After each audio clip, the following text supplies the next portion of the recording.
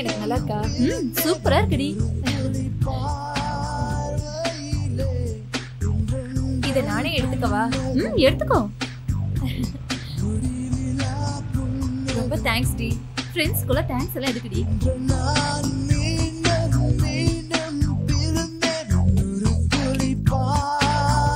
ஸ்ரேயா, என்ன டிராப் பண்ணதுக்கு ரொம்ப தேங்க்ஸ் டி. It's okay D.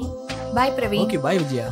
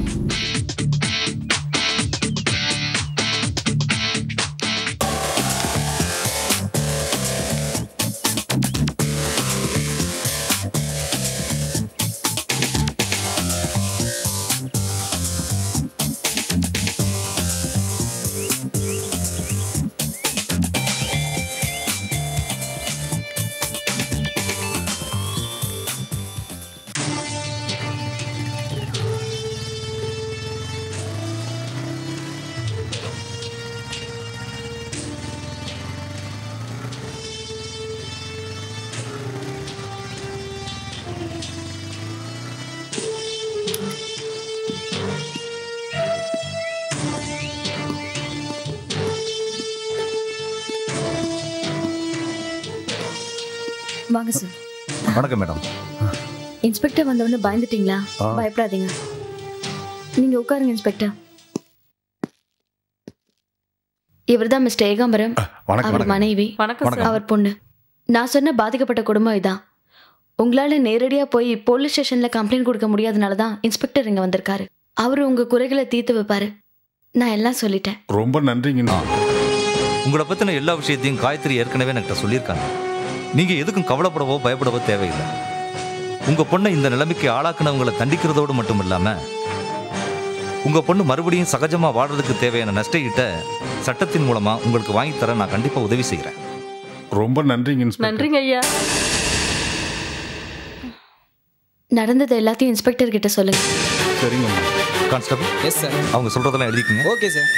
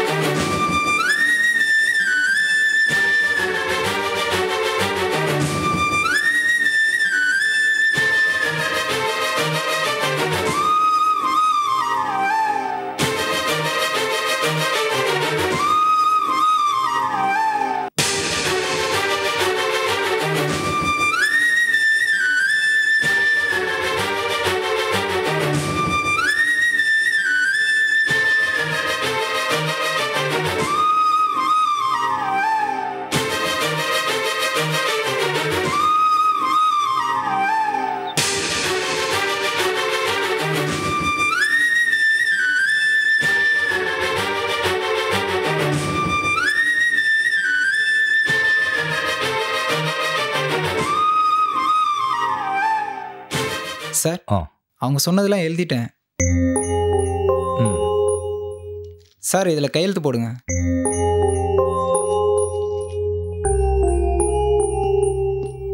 கவலைப்படாதீங்க, கண்டிப்பா உங்களுக்கு நல்லதே நடக்கும். நான் சொன்ன சித்ராவோட கேஸுக்கு அப்புறம் உங்க மகளோட கேஸையும் நான் பத்திரிக்கையில பப்ளிஷ் பண்ணிருக்கேன். அதுக்கப்புறம் அந்த ஹாஸ்பிட்டலால பாதிக்கப்பட்டவங்க, ஏமாத்தப்பட்டவங்க, மிரட்டப்பட்டவங்க, அவங்க கேஸ் எல்லாம் பப்ளிசிட்டி பண்ணுவாங்க. சரிங்கம்மா. எல்லா கேஸையும் ஒன்னா சேர்த்து விசாரிக்கும் போது அந்த ஹாஸ்பிட்டல் நிர்வாகம் தப்பிக்கவே முடியாது. நீங்க தைரியமா இருங்க. ரொம்ப நன்றிங்க இன்ஸ்பெக்டர். எங்கிருந்தோ வந்து எங்களுக்காக இவ்வளவு தூரம் சிரமப்படுற உங்களுக்கு நாங்க எப்படி நன்றி சொல்ல போறோம்னே தெரியல. எனக்கு உங்க நன்றி எல்லாம் வேண்டாம். உங்க மகளோட வாழ்க்கை நல்லபடியா அமையணும், அதான் எனக்கு முக்கியம். சரி, நான் கிளம்புறேன். இனிமே இன்ஸ்பெக்டர் பார்த்து பாரு. நன்றி. வரேன். வாங்கம்மா. வரட்டுமா? அப்ப நான் வரேங்க. வாங்க சார். போயிட்டு வாங்க ஐயா.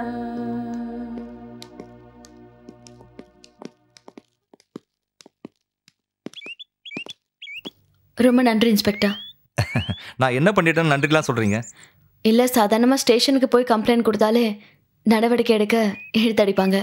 நீங்கள் வீடு வரைக்கும் வந்து கம்ப்ளைண்ட் வாங்கியிருக்கீங்களே, அதுக்கு தான் நன்றி சொல்கிறேன். No miss Gayathri, it's my duty. பாதிக்கப்பட்டவங்க ஸ்டேஷனுக்கு வந்து கம்ப்ளைண்ட் கொடுக்க முடியலனா நாங்களே நேரடியாக சம்மந்தப்பட்ட இடத்துக்கு போய் கம்ப்ளைண்ட்டை ரிசீவ் பண்ண சொல்லி எங்களுக்கு சட்டத்தில் இடம் இருக்குது. இன்னும் சொல்ல போனால் ஃபோனில் சொன்னாலே ஓடி போய் விசாரிக்க சொல்லி இன்ஸ்ட்ரக்ஷன் கொடுத்துருக்காங்க. சட்டத்தை மதிக்கக்கூடிய எந்த ஒரு அதிகாரியும் செய்யக்கூடிய வேலையை தான் நான் இப்போ செஞ்சுருக்கேன். உண்மையை சொல்ல போனால் நான் தான் உங்களுக்கு தேங்க்ஸ் சொல்லணும். அந்த ஃபார்மா ஹாஸ்பிட்டலை பற்றி வாய் வழியாக நிறைய கம்ப்ளைண்ட்ஸ் எனக்கு வந்திருக்கு. அதை வச்சு நான் நடவடிக்கை எடுக்கலான்னு பார்த்தா பல வழிகளில் எனக்கு தடங்கள் கொடுக்கலாம். ஆனால் நீங்களும் உங்கள் பத்திரிகையும் இதில் தலையிட்டதுனால தான் கவர்மெண்ட்டே இன்ட்ரெஸ்ட் எடுத்து சிவியராக ஆக்ஷன் எடுக்க சொல்லி எனக்கு ஆர்டர் கொடுத்துருக்கு. இந்த கேஸ் நேர்மையாகவும் நியாயமாகவும் நடக்கிறதுக்கு காரணம் நீங்கள் தான். அதனால தான் உங்களுக்கு நன்றி சொல்லணும்னு சொன்னேன். ஒரு விஷயம் மிஸ் காயத்ரி, இதுக்கப்புறம் நீங்கள் தான் ரொம்ப ஜாக்கிரதையாக இருக்கணும். என்ன சொல்கிறீங்க? எங்களை அவங்களால டைரெக்டாக தாக்க முடியாது. வேணும்னா இந்த நடவடிக்கை எடுக்க முடியாத அளவுக்கு பல வழிகளை இடைஞ்சல் கொடுக்கலாம். ஆனால் உங்கள் பிரச்சனை அப்படி இல்லை. உங்களை கொலை பண்ணவும் முயற்சி பண்ணலாம். ஏன்னா இந்த பிரச்சனை வெளியே வர்றதுக்கு ஆணிவேராக இருந்ததே நீங்கள் தான். நீங்கள் இந்த காக்கி சட்டை போட்ட அன்னைக்கே முடிவு பண்ணியிருப்பீங்க உங்கள் உயிர் உங்கள் கையில் இல்லைன்னு.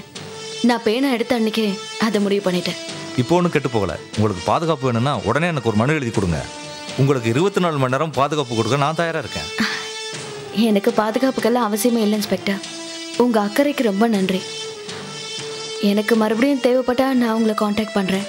நம்ம அடிக்கடி சந்திப்போம்னு நினைக்கிறேன். வரேன். ஓகே.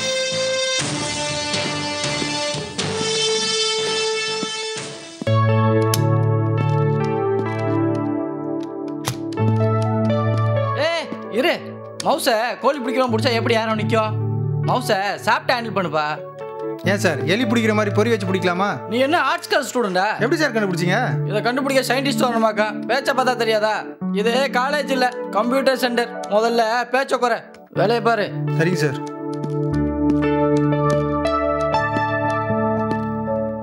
ஏய் சுதா, எஸ்கே பார்த்துட்டுமா? ஆ ஆ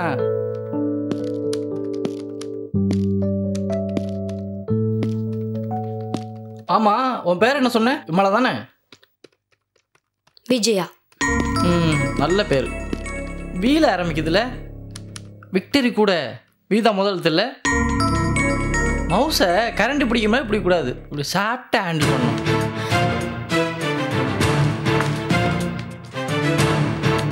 மவுஸை இப்படி பதமாக பிடிச்சி நகர்த்தா தான் கற்றுக்க முடியும். என்னைய பார்க்குறீங்க? என்னை அப்புறம் பார்க்கலாம் விஜயா. முதல்ல சிஸ்டத்தை பாருங்க, அப்போ தான் கற்றுக்க முடியும்.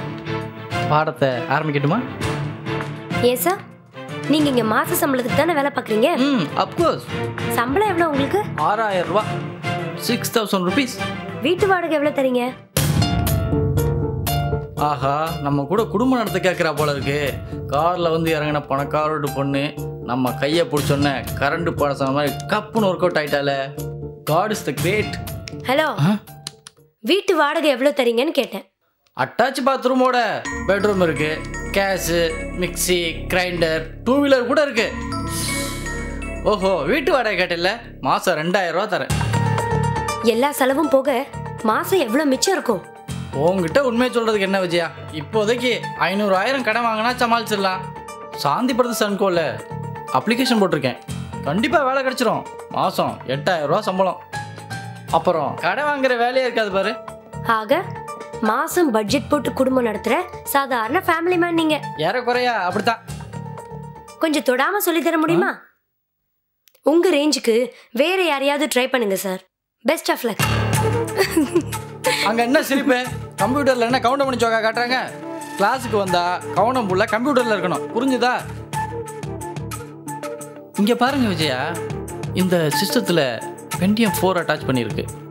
விலை பட்ஜெட்டுக்குள்ளே இருந்தாலும் நிறைய அட்வான்டேஜ் இருக்கு. இன்னைக்கு கிளாஸ் ரொம்ப போர் அடி. ஆமாண்டி, சரியான ஜொல்லு அந்த ஆளு. ஆமாம்மா, இந்த ஆள் கிளாஸ் எடுத்தாலே எப்போதும் இப்படிதான். ஓகே, வேற என்ன பிளான்? இன்னைக்கு என்ன ப்ரோக்ராம் டி? நத்திங். ஹாய் விஜயா, ஒரு நிமிஷம். Hi Vijaya. Hi. Hi, I am Hema. என் பேர் ஜெனிஃபர். ஹலோ. எந்த காலேஜ்ல படிக்கிற? காலேஜில் சேரல, +2 தான் முடிச்சிருக்கேன். ஏன் இந்த வருஷம் என்னாச்சு? அது அது நாங்கள் ஃபேமிலியோட மலேசியா சிங்கப்பூர் ட்ரிப்பு போயிருந்தோமா.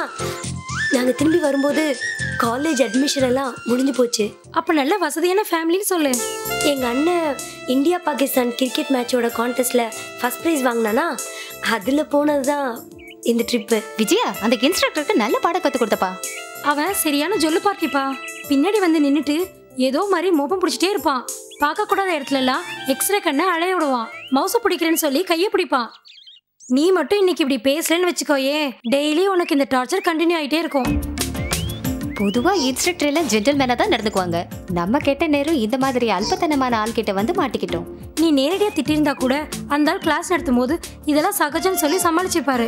ஆனா நீ டெக்னிக்கா அவர் சம்பளம் என்ன, வீட்டு வாடகை என்னன்னு விசாரிச்சு அவரோட தகுதி என்னன்னு அவருக்கு உணர்த்தின பாரு, அந்த ஆள் அப்படியே ஆடி போயிட்டாரு. சரி வா போலாம்.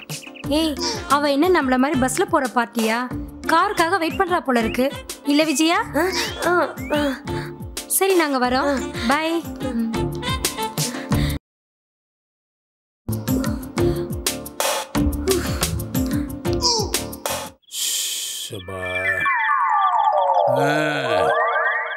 இன்னைக்கு நமக்கு சிவராத்திரி தான் சார். ஒன்று சொன்னா தப்பா எடுத்துக்க மாட்டீங்களே? தப்பு இல்லாம கேளு சார். நமக்கு இந்த நைட் டியூட்டி தேவையா? யோ, நீ போலீஸ்காரனா? ஒரு போலீஸ்காரன் கேட்க கேள்வி அது வெக்கமேல உனக்கு? அது இல்லை சார், பகல்ல 16 மணி நேரம் டியூட்டி பார்க்குறோம், அது போதாதா? போதாதியா? நாம யாரு? போலீஸ்காரன். நாம பாக்குற சாதாரண வேலை இல்ல, சர்வீஸ் பண்றையா, பொதுமக்களுக்கு சர்வீஸ் பண்றோம்.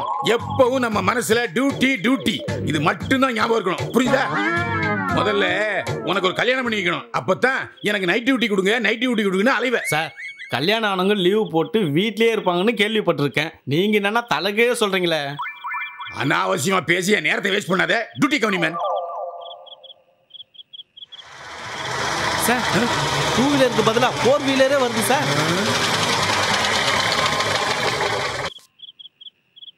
சார், அங்கே நின்றுச்சு. வருயா, அவசரப்படாத.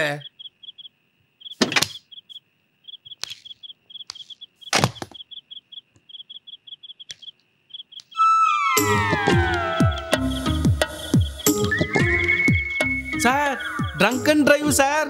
நல்ல வேட்டை, வா.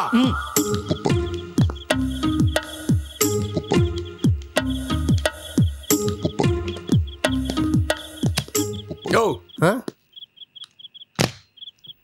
வணக்கம் சார். வணக்கம் இருக்கட்டும். குடிச்சிட்டு வண்டி ஓட்டியே, தப்பு தானே?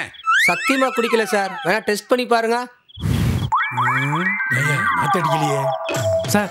அவன் குடிச்சதை நம்ம 4 கண்ணால பார்த்தோமே சார். பார்த்தையா, ஆனா நாத்தடிக்கலையே சார். குடிக்காம வரணும்னு நீங்க நிக்க வச்சு கறந்துடுவீங்க.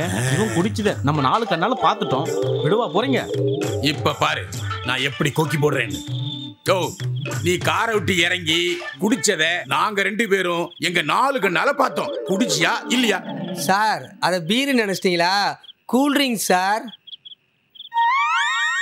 இங்க பாருங்க. என்னையா இழிக்கிற? எடுத்த இடத்துல வை. சார், இவனை பார்த்தா நம்ம கையில புடிப்படுற மாதிரி தெரியல சார். பொறுத்திருந்து பார். எப்படி சூடு. எது எப்படியோ, நீ குடிச்சல? ஆமா சார், கூல் ட்ரிங்க்ஸ் குடிச்சேன் சார். யோ, நீ என்ன குடிச்சேன்னு கேட்டனா? குடிச்சியா இல்லையா? ஒழுங்கா பதில் சொல்லு. ஒரே குழப்பமா இருக்கே. இது எப்படி இருக்கு? சார், உண்மையிலேயே நீங்க பெரிய ஆளுங்க சார். கப்புன பாயிண்ட புடிச்சிட்டீங்க சார். அது வந்து என்னையா வந்து போய்ங்கறான். யோ, ஐயா கேக்குற கேள்விக்கு கரெக்டா பதில் சொல்லு. பொய் சொன்னா அதுக்கும் ஒரு கேஸ் போட்டுருவாரு. ஆமா, குடிச்சல? ஆமா சார், குடிச்சேன். குடிச்சிட்டு வண்டி ஓட்டுறது சட்டப்படி தப்பு. எடு 500 ரூபா ஃபைன். சார், கூல் ட்ரிங்க்ஸ் குடிச்சதுக்குலாம் 500 ரூபா ஃபைன்னா ரொம்ப அதிகம் சார். பெரிய தொல்லையா இருக்கானே. யோ, அது குடிக்கிறதுக்கு முன்னாடி யோசிக்கலையா? உன்னை பார்த்தா பாவமா இருக்கு, ஒரு 100 ரூபாய் வெட்டு. ஐயா, நான் கரெக்ட் பண்ணிக்கிறேன்.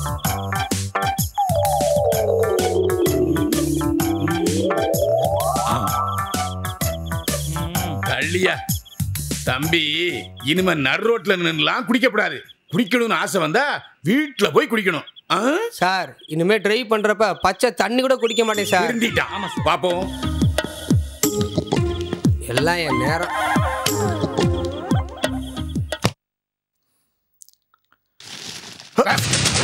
அன்னைக்கு என்னமோ ஆஸ்பத்திரி விஷயத்துல எந்த தப்பு நடக்காது, தவறான விஷயங்களே நடக்காம பாத்துக்கன்னு சொன்னியே, இதுக்கு என்ன அர்த்தம்? சார், இந்த கேஸ் 2 வருஷத்துக்கு முன்னால் வந்தது. நான் வேலைக்கு ஜாயின் பண்ணி 1 வருஷம் தான் சார் ஆகுது. நீ லேட்டா 1 வருஷம் கழிச்சு ஜாயின் பண்ணிவிட்டு ஐயா மேல படிய போறியா? இந்த கதையெல்லாம் இங்க நடக்காது. சொன்னபடி நடக்கணும். அப்பதான் ஐயா கிட்ட நல்ல பேர் வாங்க முடியும். சார், நான் ஜாயின் பண்ணுறதுக்கு முன்னால் இருந்த விஷயத்துக்கெல்லாம் நான் எப்படி சார் பொறுப்பேற்றுக்க முடியும்? என்ன சார் பேசுறீங்க? உங்களுக்கு முன்னாடி பிறந்தவங்க தான் உங்க அப்பா அம்மா. அவங்க சொத்தையெல்லாம் நல்லா அனுபவிக்கல ஜாலியா? அதே மாதிரி தான் இதுவும். இதுக்கு பதில் சொல்லி தான் ஆகணும். இதை பாரு சந்திரமூர்த்தி, நிர்வாகம் அப்படின்னா பல விஷயங்கள், பல பிரச்சனைகள் இந்த மாதிரி வரும். அதை எப்படி சமாளிக்கிறதுன்னு யோசனை பண்ணணுமே தவிர ஏதாவது சாக்கு போக்கு சொல்லி தப்பிச்சுக்கலாம்னு நினைக்கிறது ரொம்ப தப்பு. சார், அவங்க வந்து என்னை பார்க்கவே இல்லை. அவங்க நேராக ப்ரெஸ்ஸுக்கு போயிட்டாங்க. ப்ரெஸ்ஸுக்கு போனதுக்கப்புறம் அது போலீஸ் கேஸ் ஆகிடுச்சு. இல்லை, நான் தெரியாமல் தான் கேட்குறேன். உன் மனசில் நான் கலெக்டர் நினைப்பா? எல்லாரும் வந்து உங்ககிட்ட மனு கொடுப்பாங்களா? இந்த மாதிரியா உனக்கு முன்னால் இந்த நிர்வாகத்தில் என்ன குறை நடந்திருக்கு, என்ன தப்பு நடந்திருக்குன்னு கண்டுபிடிக்கிறதா உன் வேலை. அதை விட்டு சாக்கு போக்கு சொல்லி தப்பிச்சுக்கூடாதுன்னு ஐயா சொல்கிறாரு. சும்மா அந்த சித்ரா கேஸ் எப்படி போயிட்டு இருக்கு? எப்போ முடியும்? எப்போ நம்ம ஆஸ்பத்திரியில் திறக்கிறது? தெரியுதா? தண்டத்துக்கு எவ்வளோ நாள் தான் சம்பளம் வாங்கிங்கன்னு ஐயா நாசுக்கா கேட்குறாரு. சார், நான் வக்கீலை பார்த்துட்டு வந்திருக்கேன். அவர் இப்போ வந்துருவார். சார், வாயா வக்கீலு வா. என்ன பார்க்க கூட உனக்கு நேரம் இல்லையா? தேவனோக ஐயா, இனிமேல் இருந்தாலும் எதனா வவுச்சர் கொடுத்தான்னா என்ன கேட்காம பாஸ் பண்ணாரு. அப்பதான் பணத்துக்காகவாவது என் முன்னாடி வந்து நிற்பான். அட நீங்க வேறங்க, உங்க கேஸ் விஷயமா அலைஞ்சதுனால தான் எனக்கு உடம்பு சரியில்லாம போச்சு. அதான் உங்களை வந்து பார்க்க முடியல. நல்லா சமாளிக்கிறியா? ஆமா, கேஸ் பொசிஷன் எப்படி இருக்கு? அட நீங்க வேறங்க, நேத்தி வரைக்கும் நாம ஜெயிச்சிரும் அப்படிங்கிற நம்பிக்கை இருந்துச்சு. ஆனா இன்னைக்கு காலையில இருந்து அந்த நம்பிக்கையே குறைய ஆரம்பிச்சிருச்சு. ஏன் வக்கீல், படித்த படிப்பு, ஐபிசி நம்பரு இதெல்லாம் மறந்து போச்சா உனக்கு? அட அது இல்லையா, இது வரைக்கும் சித்ராவோட கேஸ் மட்டும்தான் இருந்துச்சு. இன்னைக்கு என்னடான்னா புதுசா அருணான்னு ஒரு பொண்ணு கேஸ் போட்டிருக்கிறா. நாளைக்கு கிரிஜா, நாளான்னைக்கு மாலா, இப்படி ஒவ்வொருத்தராக கேஸ் போட்டாங்கன்னு வச்சுக்கோங்க. அப்புறம் அந்த ஆண்டவனால கூட நம்மளை காப்பாற்ற முடியாதுங்க. ஹலோ, அப்போ இனிமேல் உனக்கு ஃபீஸே கொடுக்க வேணாம்னு சொல்கிறியா? அட நீ என்னப்பா, நீ ஐயா ஆஸ்பத்திரி திறந்துட்டான்னு வச்சுக்க, நீ என்ன கொடுக்கறது? ஐயா கிட்டே நான் கேட்டு வாங்கிக்க மாட்டேன். யோ, இப்போ அதுவா முக்கியம்? கேஸ் எந்த நிலவிலையா இருக்கு? இனிமே உங்க ஆஸ்பத்திரியை பற்றி இம்மி அளவு கூட தப்பான நியூஸ் வரக்கூடாது. இந்த புதுயுகம் பத்திரிக்கையோட சப் எடிட்டர் காயத்ரி இருக்கால, அவதாங்க இவ்வளவுக்கும் காரணம்.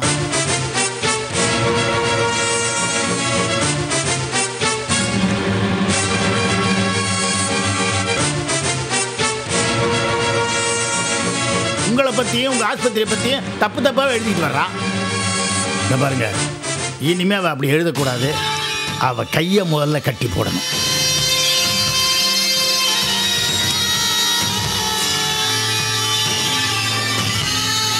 டேய் மனோகர் ஐயா, நீயும் அந்த காசிநாதனும் போயிட்டு காயத்ரியை நான் பார்க்கணும்னு சொல்லி கூட்டிகிட்டு வாங்க. சரிங்க ஐயா.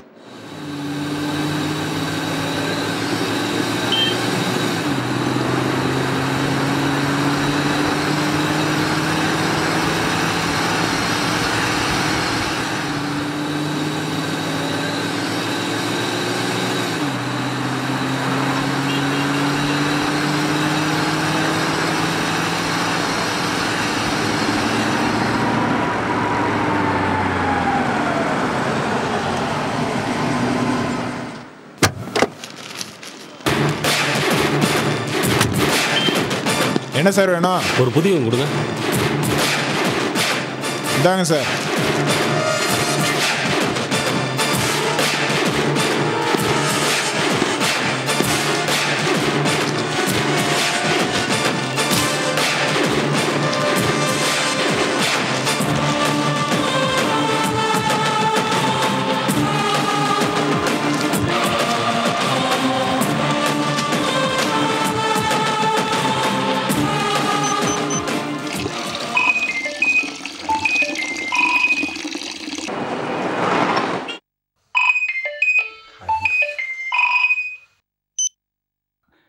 வணக்கம், சொல்லுங்க. வணக்கம் ராஜா, புதுயுகம் பத்திரிகை வாங்கி படிச்சிங்களா? இல்லையே. உடனே வாங்கி படிங்க. அது மட்டும் இல்லாமல் நம்ம நண்பர்களையும் வாங்கி படிக்க சொல்லுங்க. சரிங்க ஜீவா. அப்புறம் ஒரு காரியம் பண்ணுங்க, புதுயுகம் பத்திரிகை தினம் வாங்கி பத்திரப்படுத்தி வைங்க. கண்டிப்பாக செய்கிறேங்க. சரி, நான் உங்களை அப்புறம் தொடர்பு கொள்கிறேன்.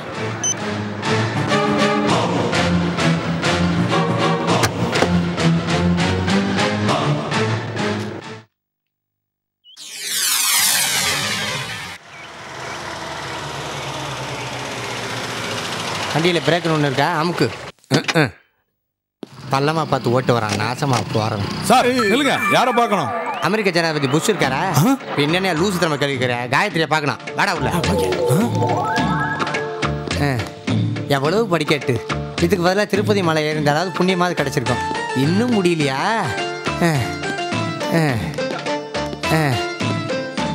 ஃபோன் வேற. என்னடா ஆஃபீஸ் காலியாக இருக்கு? ரிசப்ஷன் இங்கண்ணே. One step back. Madam Gayathri madam இருக்காங்களா?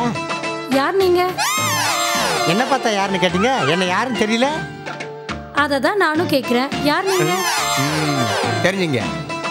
த மல்டி மில்லியனர் கிரேட் உமாபதியோட ஒரே PA. My name is Manohar. சரி, என்ன விஷயமா காயத்ரி மேடத்தை பார்க்க வந்திருக்கீங்க? அதெல்லாம் அவங்ககிட்ட தான் சொல்ல முடியும். அப்போ வெளியில போய் வெயிட் பண்ணுங்க. ஆஃபீஸ் டைம் முடிஞ்சு வெளியில வருவாங்க, அப்ப பாத்துக்கோங்க. என்ன குழந்தை ஸ்கூல் முடிஞ்சு வெளியே வரோம் வீட்டுக்கு கூட்டு போற மாதிரி பேசுறீங்க? என்ன நினைச்சுக்கிறீங்க உங்க மனசுல? ஒரு ஆபீஸ்க்கு வந்தா மரியாதை நடக்கிறது இல்ல, பணிவா நடக்கிறது இல்ல. இப்படியா பந்தா பண்றது? என்னன்னு சொன்னாதானே அந்த பொண்ணுக்கு தெரியும். நானு வாய மூடு. அனைவரும் கைகள் குலுக்கட்டும். இளைஞரே இளைஞரே புதுயுகமே நீ. இனி இந்த பூமியின் சரித்திரம் நீ. யுகம் யுகம் புது யுகம் யுகம். உயிரை சுமந்தோம் புது யுகம் ஒன்றை பூமியில் படைக்க இளைஞர்கள் எழுந்தோம். யுகம் யுகம் புது யுகம் யுகம். சிறகை பிரித்தோம் புது யுகம் ஒன்றை பூமியில் படைக்க பயணத்தை தொடர்ந்தோம். யுகம் யுகம் புது யுகம் யுகம். இளைஞர்கள் நடந்தால் இமயமும் நகரும். வெற்றியின் கதவுகள் விரைவினில் திறக்கும். இளைஞனின் கரங்கள் பூமியை சுமக்கும். அவனது விழியினில் வெளிச்சங்கள் கிடைக்கும்.